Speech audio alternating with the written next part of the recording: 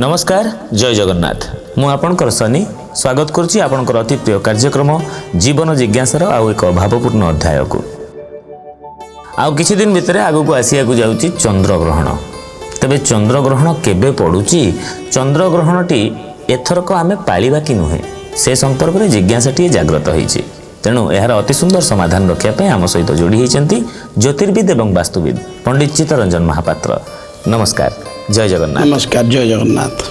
शुणिया को मिलूँ आगु चंद्रग्रहण पड़ा जाऊँगी तेरे चंद्रग्रहण केबे पड़ुची कौ समय पड़ुची एवं यह आम पालन करवा ना।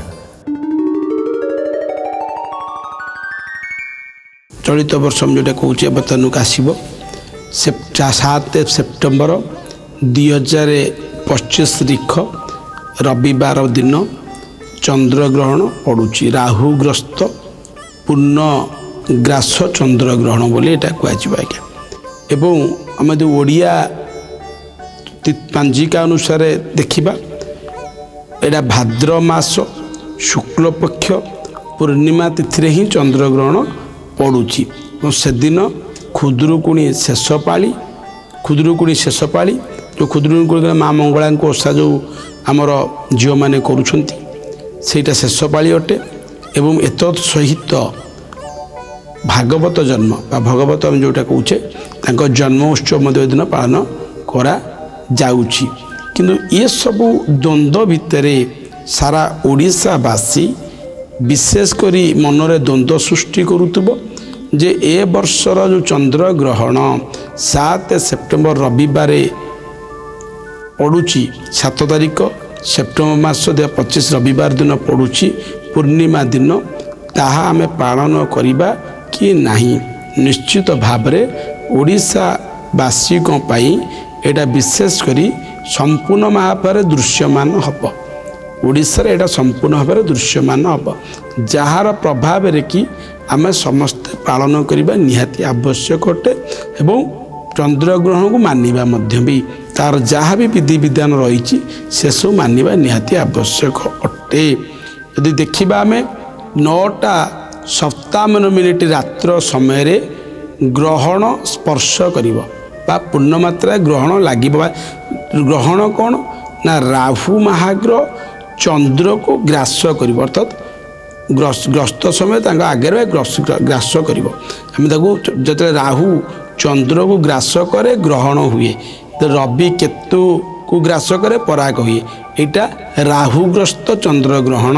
तो से लगी 9:57 समय राहु महाग्रह चंद्र को ग्रास करिवे एवं पूर्णग्रास रात्र 11टा समय माने पूर्ण भाव ग्रास करिवो जोटा कि रात्र 11 समय एवं ग्रहण छाड़िबो केतबेले संपूर्ण भाव मुख्य हम 1:26 समय ग्रहण पूर्ण मात्रा छाड़िबो।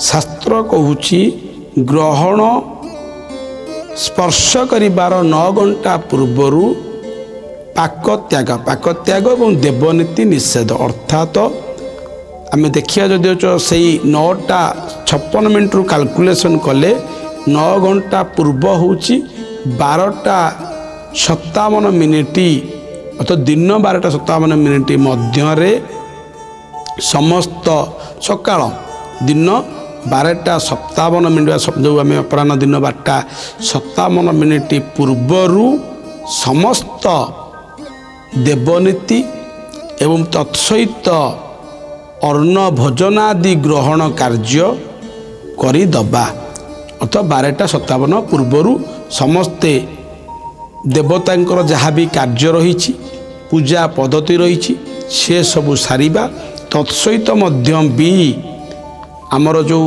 खाद्य जहाँ नबा कथा ग्रहण करने कथा से सबू खाई दबा अर्थात दिन से दिन जो 7 सेप्टेम्बर 2025 रविवार पूर्णिमा दिन जो ग्रहण लागिबो से दिन आमे माने समस्ते ताकू खाद्य वर्जन्य बारण बा देवनीति वर्जन्य अर्थात ग्रहण लागिबार 9 घंटा पूर्वर जमती कहते ग्रहण ग्रस कर लगिबो ग्रहण स्पर्श रात्र 9:56 समय 12:57 पूर्वर आपण समस्त 9 घंटा पूर्वर ଆପଣ ସମସ୍ତେ ମାନେ ମୁଁ ଓଡ଼ିଶାବାସୀ ସମସ୍ତଙ୍କୁ କହିବି ଏଇଟା ଓଡ଼ିଶାର ସମ୍ପୂର୍ଣ୍ଣ ଭାବରେ ଦୃଶ୍ୟମାନ ଯେହେତୁ ସମସ୍ତେ ଆମେ ପାଳିବା ମାନିବା ଦେବ କାର୍ଯ୍ୟ ଦେବତାଙ୍କର ପୂଜା ଅର୍ଚ୍ଚନା ଯାହା ଅଛି ମନ୍ଦିର ଘରେ ଯାହା ସବୁ ଅଛି ସେସବୁ କାର୍ଯ୍ୟ ଶେଷ କରିବା ଏବଂ 1257 ଦିନ ପୂର୍ବରୁ ଖାଦ୍ୟ ଗ୍ରହଣ ଖାଇବା ପିଇବା